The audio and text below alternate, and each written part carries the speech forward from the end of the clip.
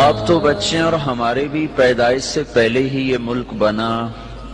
چند دن پہلے ہی ہمارے جنرل غلام محمد صاحب اور بریگیڈیئر اسلم نیاز صاحب بیٹھے ہوئے تھے تو یہ تقسیم کے وقت کی کہانی سنا رہے تھے. تو تھوڑی دیر کے بعد میں نہیں سن سکا، مجھے لگا جیسے میرا دل پھٹ جائے گا. ایسی انہوں نے کہانیاں سنائی. یہ دنیا میں واحد ملک ہے جس کے بنیاد میں گارا اور سیمنٹ نہیں ہے بلکہ 6 لاکھ انسانوں کی ہڈیاں ہیں جس پر اس ملک کو بنایا گیا ہے. ہم تو لوکل لوگ ہیں، مہاجر نہیں ہیں، لہذا ہم نے وہ قربانی نہ دیکھی نہ چکھی. میرے والد صاحب کے ایک دوست تھے، وہ مہاجر تھے جالندھر کے. وہ کبھی کبھی ہمارے ڈیرے میں آیا کرتے تھے، بات کرتے تھے.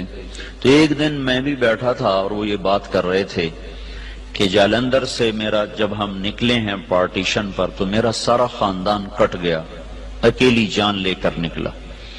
اور تھوڑی چھوٹی سی عمر بھی زیادہ نہیں تھی. تو دن میں چھپتا تھا کماد کے کھیت میں. اگست میں کماد اچھا خاصا بڑا ہو جاتا، اور رات کو پھر میں سفر کرتا تھا اور مجھے کچھ پتہ نہیں میں کہاں جا رہا ہوں، میری کیا منزل ہے.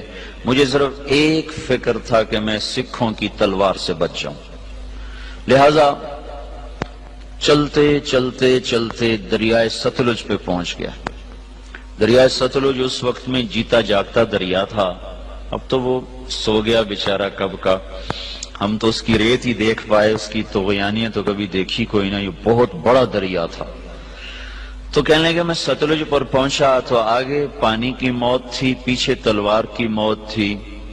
تو میں نے کہا سکھوں کے ہاتھوں مرنے سے بہتر ہے میں پانی کی نظر ہو جاؤں. تیرنا آتا نہیں تھا.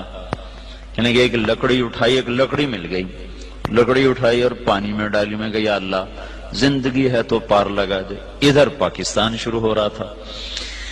تو کہنے لگے جب میں تھوڑا سا اندر گیا تو میں کیا دیکھتا ہوں، سارا دریا لاشوں سے بھرا ہوا بہ رہا تھا. لاش کے ساتھ لاش ایسی ملی ہوئی تھی. معصوم بچے، حسین نوجوان، خوبصورت بیٹیاں، بوڑھی مائیں، بوڑھے باپ ایسے جا رہے تھے. اگرچہ وہ منزل کو پہنچ چکے تھے کہ انہوں نے اللہ کے نام پہ قربانی دی، لیکن ہماری نظر میں وہ ایسی منزل کے راہی تھے جس کا آگے پتہ ہی کوئی نہیں ہے. ستلج کی لہریں ان کا کفن بن رہی تھیں اور ستلج کی تہ ان کی قبر بن رہی تھی. یہی کچھ راوی میں ہو رہا تھا، یہی کچھ چناب میں ہو رہا تھا.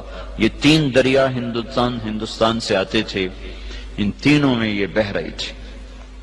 اپنی تاریخ پڑھتے رہنا چاہیے، اس سے پتہ چلتا ہے ہماری ابتدا کیا ہے اور ہم نے جانا کہاں ہے. بدقسمتی ایسی ہوئی میرے عزیزو کہ اس ملک کو نا اتنی اللہ نے دولت سے نوازا ہے کہ آپ اور ہم اندازہ ہی نہیں کر سکتے. میں مکہ میں تھا، مجھے ایک جیولوجسٹ ملا.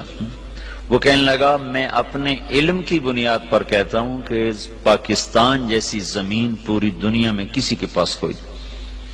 اس کو صرف ایک کینسر لگا، وہ بددیانتی کا، خیانت کا، چور بازاری کا. اس کو کینسر لگا. اگر یہ اس ملک میں نہ ہوتا تو یہ دنیا میں جنت کا ٹکڑا ہوتا.